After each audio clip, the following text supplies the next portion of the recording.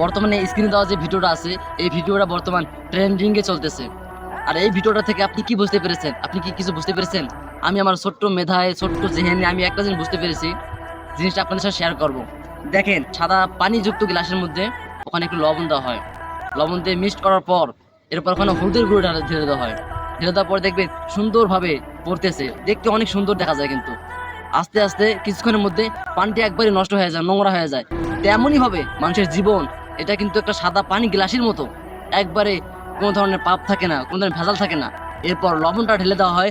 লবণ হলো যে কিছু সংখ্যক বন্ধুর মতো, লবণ ছাড়া কিন্তু হলুদ দিলে কখন এটা হবে না, সেরকমই এই বন্ধুর মতো হয়ে এরপর যখন গুনার কোন কাজ করে, যখন গুনার কাজটা করে তখন দেখবেন করতে মজা লাগে বা সুন্দর হয়।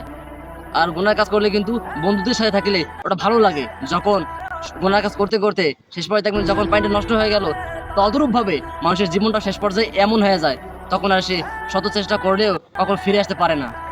তাই আমি বলি কি, আপনি এখন এখন আপনাদের সময় আছে, এখনই ফিরে আসুন।